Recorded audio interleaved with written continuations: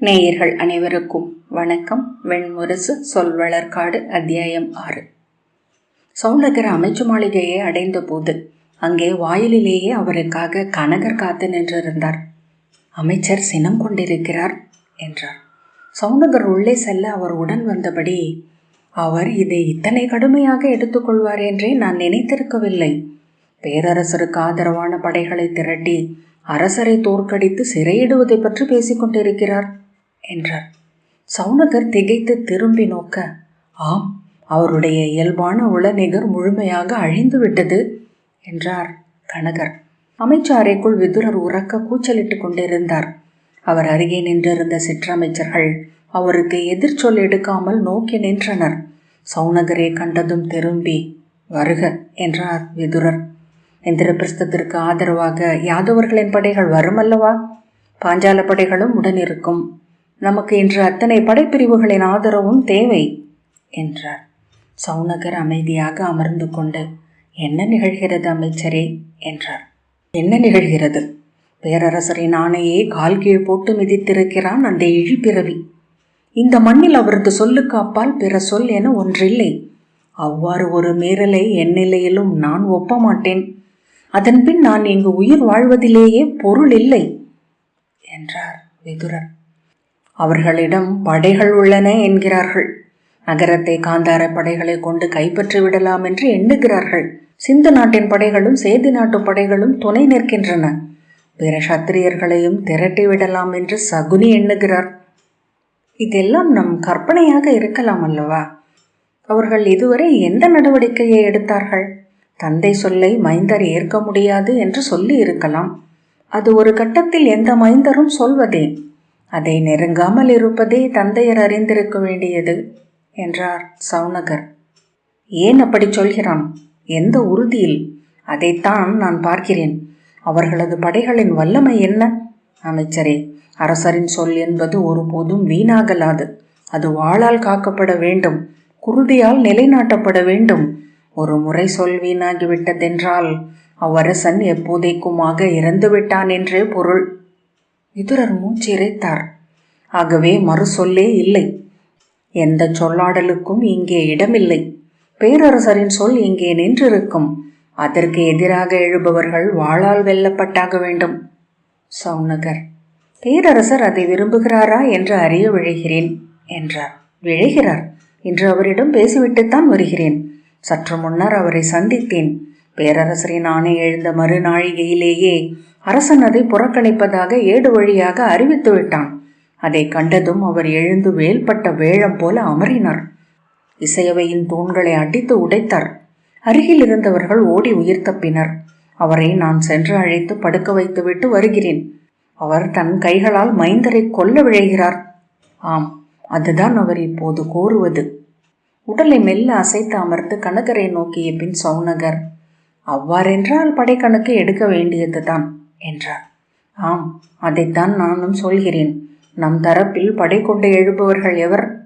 ஓர் ஓலையை எடுத்து அதில் எழுதப்பட்டிருப்பவனவற்றை அவர் வாசிக்கத் தொடங்கினார். பாஞ்சாலர், தெரிகர்த்தர். உடனே ஓலையை வீசிவிட்டு, இவர்களெல்லாம் யார்? ஒரே ஒருவர் மட்டுமே இங்கே பேசப்பட வேண்டியவர். இளைய யாதவர் படை கொண்டு வருவாரா? அதை மட்டும் கேட்டு சொல்லுங்கள் என்றார். சௌனகர், கேட்க வேண்டியதே இல்லை. அவர் இளைய பாண்டவரின் மறுபாதி. ஒரு பகுதி மட்டும் போருக்கு வருவது இயல்வதல்ல என்றார். அப்படியென்றால் என்ன? போர் முடிந்தே விட்டது. அவ்விழிமகனை என் மூத்தவரின் காலடியில் வீழ்த்துகிறேன் என்னவென்று நினைத்தான்? வீணன் என்றார் விதுரர். போர் நிகழ வேண்டியதில்லை. போர் நிகழும் என்றால் என்று கணக்கிடத் தொடங்கினாலே அனைத்தும் நிகர்நிலை புள்ளி நோக்கி வரத் தொடங்கிவிடும் என்று சௌனகர் சொன்னார். அவர்களிடம் சொல்லுங்கள். ஒவ்வொரு கணமும் தவிர்க்கப்பட்டு முன்னகர்வதனாலேயே இந்த போர் மேலும் மேலும் பேருருவம் கொண்டு நம்மை சூழ்ந்திருக்கிறது என்று. குருதி பெருக்கு தேவையில்லை என்றால் பேரரசரின் ஆணை நிறைவேற்றப்பட்டாக வேண்டும். அதை நான் அவர்களுக்கு தெரிவித்து விட்டேன் என்றார் விதுரர். எளிய போர் அல்ல இது என்று அவர்களுக்கே தெரியும். இன்று அவர்கள் நம்பியிருப்பது அங்கனை. அஸ்தினபுரியின் அரசனை விட வஞ்சம் கொண்டவனாக அவனாகி இருக்கிறான். சௌனகர், அனைத்து வஞ்சங்களும் குருதியால் கழுவப்படட்டும். அவர்கள் விழைவது அதுவென்றால் அவ்வாறே நிகழட்டும் என்றார். நாம் அறிய வேண்டியது ஒன்றே என கனகர் ஊடே புகுந்தார். விதுரர் எரிச்சலுடன் அவரை நோக்க, கனகர், பீஷ்ம பிதாமகர் என்ன சொல்கிறார் என்றார். அவர் என்ன சொன்னால் என்ன? பிதாமகராக அவர் தன் கடமையை ஆற்றட்டும், மைந்தர் தந்தையின் சொல்லை மீறலாகாதென்றே அறிவிக்கட்டும் என்று விதுரர் சொன்னார். ஆம், பீஷ்மர் என்ன நிலைப்பாடு கொள்கிறார் என்பது இப்போது மிக முதன்மையான வினா. அவர் பேரரசரை ஆதரித்தால் அனைத்தும் எளிதாகிவிடுகின்றன. இல்லையேல் என்றார் சௌனகர். இல்லையேலும் ஒன்றுமில்லை. அவர் சென்று அவர்களுக்கு படை தலைமை கொள்ளட்டும். அவரை வெல்ல அர்ஜுனனால் இயலும். இளைய யாதவன் களமிறங்கினால் பீஷ்மர் வில்லேந்தி வந்த சிறுவன் மட்டுமே. போர் நிகழட்டும். விதுரர் உள விரைவு தாழாமல் எழுந்து நின்றார். போர்தான் ஒரே வழி. நான் அதை தெளிவாகவே காண்கிறேன். போரில் மட்டுமே இவை முற்று பெற முடியும். போர் நிகழ்வதென்றால் அது இறையாணை. நாம் செய்வதற்கொன்றுமில்லை என்றார் சௌனகர். ஆனால் அமைச்சர்களாக நமது பணி என்பது போரை தடுப்பது மட்டுமே. விதுரர், நாம் போரை தடுக்க முயலலாம். ஆனால் இவர்களின் உடலுக்குள் கொந்தளிக்கும் குருதி போர் போர் என்று எம்பி பாய்கிறது. அதை நாம் தடுக்க முடியாது. சௌனகர், நான் கிளம்பும்போது என்னிடம் இந்திரபிரஸ்தத்தின் அரசர் சொன்னது ஒன்றே. அவர் பீஷ்ம பிதாமகரின் சொல்லுக்கு முழுமையாக கட்டுப்படுகிறார். மறு எண்ணமே இல்லாமல் என்றார். விதுரர் மெல்ல தளர்ந்து கையில் இருந்த எழுத்தாணியை கீழே போட்டார். மூடர்கள், ஒவ்வொருவருக்கும் தேவை ஒரு தோற்றம் மட்டுமே. தலையை அசைத்தபடி, இவ்வகையான எல்லை கடந்த சொற்கள் வழியாக ஒவ்வொரு முறையும் சிக்கிக் கொள்கிறான் அவன். அறிவிலி. அறம் என அவன் பேசுவதெல்லாம் தன் இயலாமையே தகுதியாக காட்டுவது மட்டுமே என்றார் சௌனகர். ஆனால் அவர் அரசராகவும் குல மைந்தராகவும் அதைத்தான் சொல்ல முடியும். அவர் பிதாமகரின் சொற்களுக்கு கட்டுப்பட்டவர் மட்டுமே. மூடத்தனம் என்று விதுரர் கூவினார். மானுடர் அக்கணத்து காற்றுக்கேற்ப வடிவம் அமையும் அகல் சுடர் போன்றவர்கள். பிதாமகர் என்றும் குடிமூத்தார் என்றும் அவர் தெரிவது ஒரு தருணம் மட்டுமே. மானுடர் உள்ளுரையும் காமகுரோத மோகங்களால் 1000 தோற்றங்களை அவர் எடுக்கக்கூடும். அவன் கண்ட அந்த ஒரு தோற்றத்திற்கு முன் குனிந்து தலை கொடுக்கையில் அவன் அவரது அத்தனை தோற்றங்களுக்கும் தன்னை அளிக்கிறான். தன்னை மட்டும் அல்ல, தன் குடியை, அரசை, குல வரிசைகளை. காலத்தின் பெருக்கில் உருமாறும் மானுடரை நம்பி என்றைக்குமான சொற்களை சொல்பவனைப் போல் மூடன் பெரிதவன். விதுரர் மெல்ல தணிந்தார். காலத்தில் நின்று முழங்கும் சொற்களை சொல்ல வேண்டும் என்னும் பேரவாவால் ஆட்டுவிக்கப்படுகிறார்கள் கவிஞர்களும் அரசர்களும். காலம் என்பது நாம் ஒருபோதும் முற்றறிய முடியாத பெரும் பெருக்கு. தாங்கள் சொன்ன சொற்களை பற்றி கொண்டு அதில் நின்று அழிகிறார்கள். அவர்களின் அழிவாலேயே அவர்களின் சொற்கள் நினைக்கப்படுகின்றன. தலையை அசைத்து, பீஷ்ம பிதாமகர் என்ன சொல்கிறார் என்று கேட்டு வாருங்கள் சௌனகர். அதை நீங்களும் வந்து கேட்டு செல்வதே நன்று என்றார் விதுரர். நான் உங்களை வர சொன்னது நீங்கள் கௌரவர்களை சந்திக்க வேண்டும் என்பதற்காக. பாண்டவர்களின் முதன்மை பெருவல்லமை என்பது துவாரகை என்பதை அந்த மூடர்களுக்கு சொல்லுங்கள். போர் என எழுந்துவிட்ட உள்ளங்களுக்கு எதிரி வல்லமை மிக்கவன் என்னும் செய்தி மேலும் ஊக்கத்தையே அளிக்கும் என்று சௌனகர் சொன்னார். அவர்களை எவ்வகையிலும் அச்சுறுத்த இயலாது. விதுரர், அவ்வண்ணமெனில் நமக்கு என்னதான் வழி என்றார். அங்கே பேரரசர் கொந்தளித்து கொண்டிருக்கிறார். அவரது சொல் பிழைக்கும் என்றால் அதன் பின் அவர் உயிர் வாழ மாட்டார். சௌனகர், அனைத்துக்கும் ஒரே இறுதி பீஷ்ம பிதாமகர் எடுக்கும் முடிவு மட்டுமே என்றார். அவர் பேரரசரை ஆதரிப்பார் என்றால் அதன் பின் எழுந்து தருக்கி நிற்க துரியோதனர் துணிய மாட்டார் என நினைக்கிறேன். அவ்வண்ணம் துணிந்தால் கூட அது மிக எளிதில் கொய்து களையப்படும் சிறிய நோய் மட்டுமே. விதுரர் பெருமூச்சுடன் ஆம் என்றார். தளர்ந்து பீடத்தில் பின்னால் சாய்ந்து கண்களை மூடிக்கொண்டார். வேறு ஒன்றையும் எண்ண வேண்டியதில்லை என்றார் கனகர். மாறாக எழுகிறது பிதாமகரின் ஆணை என்றால் அதற்கு பேரரசர் கட்டுப்படலாம். அது அவருக்கு இழிவும் அல்ல. அதற்கு இந்திரபிரஸ்தத்தின் அரசரும் கட்டுப்படுவார். சௌனகர் கசப்புடன் சிரித்து, அனைத்து பழிகளையும் ஒரு முதிய தந்தை ஏற்பார் என்றால் நாம் விடுதலை கொள்ளலாம் அல்லவா என்றார். கனகர், ஒரு வகையில் ஆம். நாம் உலகுக்கு காட்ட மீற முடியாத சொல் ஒன்று தேவையாகிறது. அந்தியில் பீஷ்மரின் படைக்கலசாலையின் முகப்பை அடைந்த போது சௌனகரையும் விதுரரையும் அவரது முதன்மை மாணவன் விஸ்வசேனன் வரவேற்றான். என்ன செய்கிறார் என்றார் விதுரர். அம்பு பயில்கிறார் என்று சொல்லி அவன் புன்னகை செய்தான். விதுரர், அவையிலிருந்து நேராக இங்குதான் வந்தார் என்று அறிந்தேன் என்றார். ஆம், இதுவரை உணவுண்ணவில்லை, நீர் அருந்தவில்லை. அரசரை தன்னை வந்து சந்திக்கும்படி சொல்லி அனுப்பினார். அவர்கள் இதுவரை வரவில்லை என்றான் விஸ்வசேனன். இப்போது வருவார்கள் என்று சௌனகர் சொன்னார். விஸ்வசேனன் அவரை திரும்பி பார்த்தான். ஏதோ சொல்ல வந்த பின் வருக என்றான். அவர்கள் உள்ளே சென்று சிறிய கூடத்தில் அமர்ந்தனர். மூங்கில் கழிகளின் மேல் மரப்பட்டை கூரை மிக உயரத்தில் நின்றிருந்தது. அங்கே சிறிய குருவிகள் கூடு கட்டியிருந்தன. அவை அம்பு முனை தீட்டும் ஓசையுடன் பேசியபடி சிறிய நார்களை கவ்வி கொண்டு வந்தும் சிறகு சொடுக்கி பறந்து திரும்பிக் கொண்டும் இருந்தன. சாம்பல் நிறமான சிறகுகளும் வெண்ணிற அடிப்பக்கமும் கொண்டவை. சௌனகர் அவற்றை நோக்கி கொண்டு அமர்ந்திருந்தார். அவற்றை வேறேதோ வடிவில் பார்த்திருக்கிறோம் என்ற எண்ணம் வந்தது. பின்னர் அவை உலர்ந்த பாக்கு போல் இருப்பதை கண்டடைந்தார். முகம் மலர்ந்து அதை விதுரரிடம் சொல்ல வாயெடுத்த பின் அமைந்தார். அவை பாக்கு போல் இருப்பதை அவை அறியுமா என்ற எண்ணம் எழுந்தது.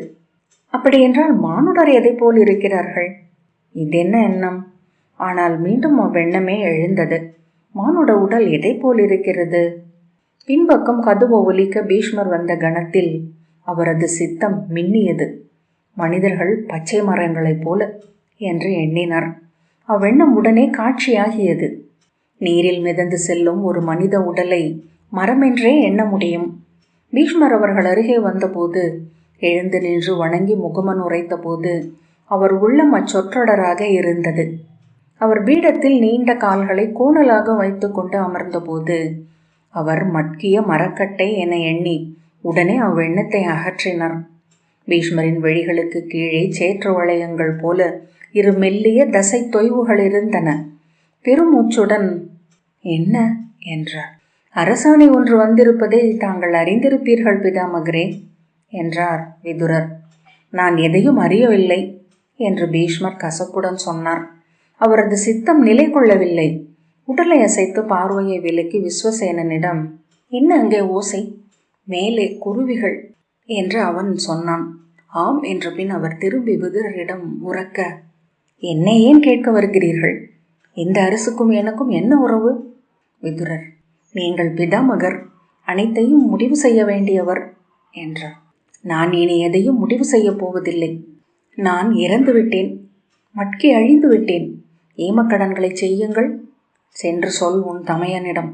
என்னை தூக்கி புதைத்துவிட்டு ஈமக்கடன் செய்துவிட்டு மறந்துவிடச் சொல். காத்திருக்கும் இருண்ட நரகத்தில் சென்று விழுகிறேன். அவர் கைகளை வீசி, எனக்கு எவரும் நேர்கடன் அளிக்கலாகாது. சொல்லிவிட்டேன். இக்குடியிலிருந்து ஒரு பிடி சோறோ நீரோ எனக்கு அளிக்கப்படலாகாது. வெளியே ஓசை கேட்டது. யார் யார் அவர்கள் என்றார் பீஷ்மர். அவரது மெலிந்த நீண்ட உடல் பதறி கொண்டிருந்தது. வளைந்த மூக்குக்கு கீழே வாய் திறந்து தாடை தொங்கியது. கழுத்தில் இரு வரிகளாக தளர்ந்து தொங்கிய தசை நார்களில் ஒன்று சுண்டப்பட்டு துடித்தது. விஸ்வசேனன், அரசரும் அங்கரும் என்றான். அவன் வருகிறானா? காந்தாரன் என்றபடி பீஷ்மர் எழுந்தார். இல்லை என்றான் விஸ்வசேனன். மூடா, நான் வர சொன்னது அவனை, அவனை வர சொன்னேன் என்று விதுரர் கூவினார். விஸ்வசேனன் ஒன்றும் சொல்லாமல் தலை வணங்கி விலகினான். விதுரரும் சௌனகரும் எழுந்து நின்றனர். பீஷ்மர், அவர்கள் எங்கே என்று வெளியே செல்ல கால் எடுத்தார்.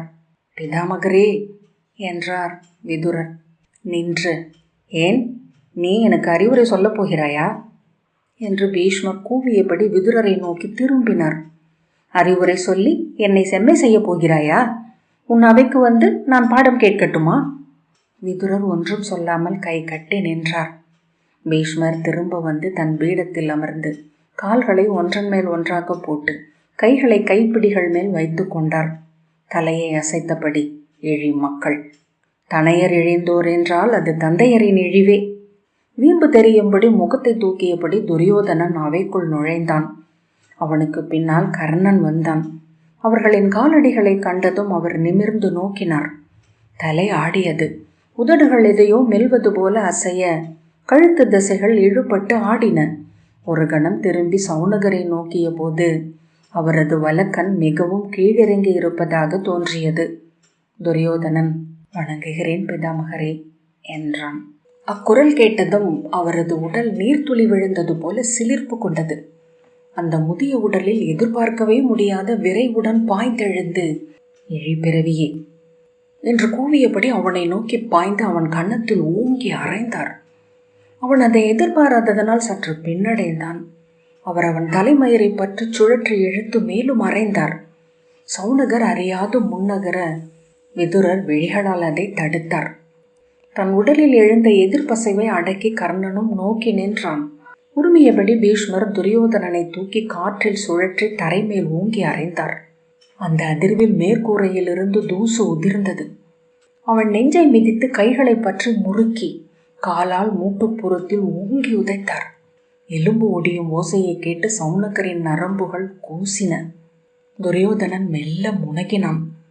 அவர் அவனை மீண்டும் தூக்கி அருகே நின்ற தூண் மேல் அறைந்தார்.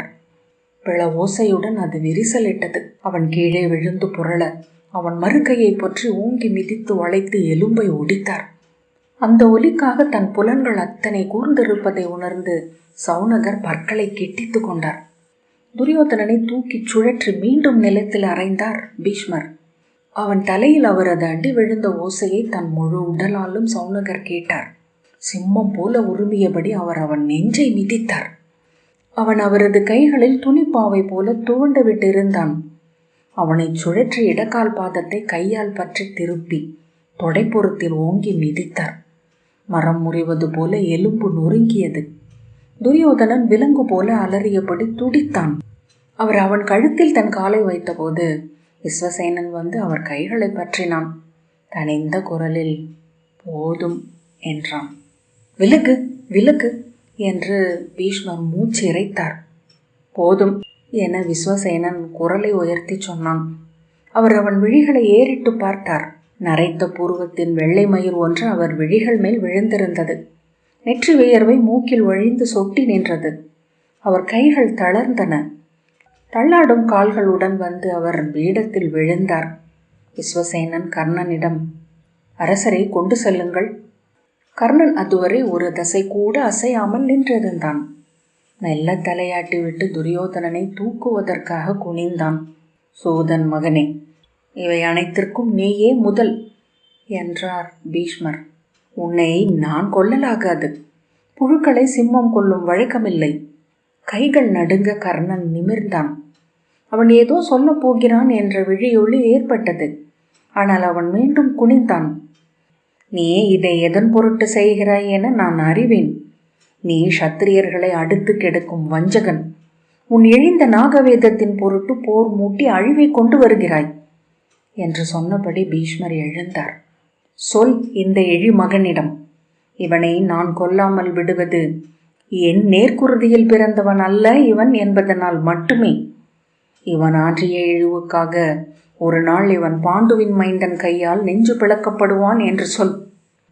யயாதியின், ஹஸ்தியின், குருவின், விசித்திர வீரியனின் பெயரை இவன் இனி ஒரு முறை சொன்னான் என்றால் இவன் வாயை கிழிப்பேன். இழி மகன், கீழ்மையில் திளைக்கும் புழு. கர்ணன் துரியோதனனை முதுகுக்கு பின் கையை வைத்து கையையோ காலையோ இழுக்காமல் தூக்கி தன் தோளில் இட்டு கொண்டான். நீ இதன் பொருட்டு சாவாய். சூதன் மகனே, நீ கற்றவையும் கொடுத்து பெற்றவையும் உன்னுடன் இருக்கப் போவதில்லை. இவ்விழிவின் பெயரால் உன் தெய்வங்கள் அனைத்தும் உன்னை கைவிடும் என்று சொன்னபோது பீஷ்மரின் குரல் உடைந்தது. கைகளால் தன் தலையை தட்டி கொண்டார். புதிதாக பார்ப்பவர் போல் சௌனகரை பார்த்து புருவத்தை சுழித்தார். கர்ணன் வெளியே செல்லும் காலடி யோசையை சௌனகர் கேட்டுக்கொண்டிருந்தார். எடை கொண்ட காலடிகள். அப்போதுதான் அவர்கள் வரும்போது ஒலித்த காலடிகள் நினைவில் எழுந்தன. அவை இணையான எடை கொண்டவை. பீஷ்மர் எழுந்து கொண்டு, நான் நீராட விரும்புகிறேன் என்றார். விதுரரும் எழுந்து கொண்டார். நீ எதற்காக என்னை பார்க்க வந்தாய் என்றார் பீஷ்மர். தங்களை பார்க்க வரும்படி அழைத்தீர்கள் என்றார் விதுரர். நானா என்று பீஷ்மர் புருவம் சுளித்து கேட்டார். உடனே அவரது சித்தம் திசை மாறியது. திரும்பி விஸ்வசேனனிடம், மூடா, என்ன செய்கிறாய் அங்கே எங்கே காந்தாரன்? இப்போதே அவன் இங்கு வந்தாக வேண்டும் என்றார். மீண்டும் திரும்பி விதுரரிடம், எதற்காக வந்தாய்? பிதாமகரே, காந்தார படைகள் அரசுக்கு எதிராக எழுந்துள்ளன என்றார் விதுரர். புருவம் அசைய, எப்போது என்றார் பீஷ்மர். நம் மக்கள் அவை முடிந்ததும் சில காந்தார படை வீரர்களை தாக்கி இருக்கிறார்கள். அது அவர்களை கிளர்ந்தெழச் செய்துள்ளது. உண்மையில் இந்நகரின் பாதி பங்கு இப்போது அவர்களின் கட்டுப்பாட்டில் உள்ளது என்று விதுரர் சொன்னார். கொல்ல ஆணையிடு, அத்தனை பேரும் தலை கொய்யப்படட்டும் உடனே என்று பீஷ்மர் உரக்க கூவினார். நடுங்கும் குரலில், இங்கே என்ன நடக்கிறது? இங்கே ஆள்பவன் யார் என்றார். பேரரசர் திருதராஷ்டிரரின் ஆணைகள் மீறப்படுகின்றன. இந்நகரில் அரசாணைகள் மீறப்பட்ட வரலாறே இல்லை. அது நிகழத் தொடங்கிவிட்டது.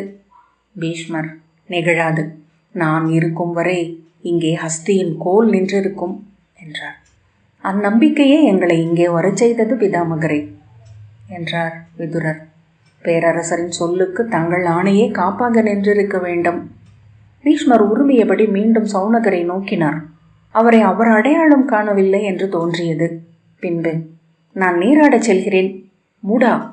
விஸ்வசேனன், ஆணையாசிரியரே என்றான். நீராட வேண்டும். நான் நாளையே கிளம்புகிறேன் என்றார் பீஷ்மர்.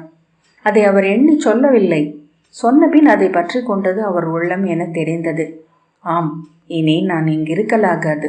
இவ்வெழிமகன்களில் மண்ணில் எனக்கு இடமில்லை. இந்நகர் எரியுறும், இதன் மாடங்கள் அழியும். மங்கையர் பழிச்சொல் விழுந்த இடம் உப்பு விழுந்த நிலம் போல. பிதாமகர் தன் வாயால் அதை சொல்லலாகாது என்றார். அவரையே அடையாளம் தெரியாதவர் போல நரைத்த வழிகளால் சில கணங்கள் நோக்கிவிட்டு, மூடா, எங்கே போனாய் என்றார் பீஷ்மர். விஸ்வசேனன் ஓடி வந்து அவர் கைகளை பற்றி கொண்டு வருக என்று அழைத்து சென்றான். விதுரர், முன்பு ஹரிசேனர் என்று ஒருவர் இருந்தார். என் இள வயதில் அவரை பீஷ்ம பிதாமகர் என்றே பலமுறை மயங்கி இருக்கிறேன். இவனும் அவரை போலவே பிதாமகரின் அசைவுகளையும் முகத்தையும் பெற்று வருகிறான் என்றார். தந்தையர் மைந்தர் குருதியில் நீடிப்பார்கள், ஆசிரியர்கள் மாணவர் சொல்லில் என்றார் சௌனகர். அந்த சிறிய சொல்லாடல் வழியாக அந்த உளநிலையை கடந்து வந்ததும் சௌனகர், நாம் அனைத்தையும் பேசவில்லை அமைச்சரே என்றார். விதுரர் புன்னகைத்து, பேச வேண்டியதில்லை, அனைத்தும் முடிவாகிவிட்டன என்றார். சௌனகர் ஏதோ சொல்ல வந்தார். சொல்லுங்கள் என்றார் விதுரர். தந்தையரின் உள்ளம் செல்லும் திசை ஒன்றே. இப்போது பீஷ்மர் துரியோதனரை அடித்தமைக்காக வருந்த தொடங்கி இருப்பார். விதுரர் கண்கள் மங்களடைய அதை பற்றி எண்ணி பார்த்த பின், ஆம், அது உண்மை. ஆனால் அவர் ஒரு தருணத்திலும் குல முறைமையை மீற மாட்டார். அது இன்று உறுதியாயிற்று என்றார். சௌனகர், இருக்கலாம் என்றார். அத்துடன் அவர் நாளை காலையிலேயே செல்லப்போவதாக சொன்னார். சென்று விட்டாலே போதும், நாம் வென்றவர்களாவோம் என்றார் விதுரர்.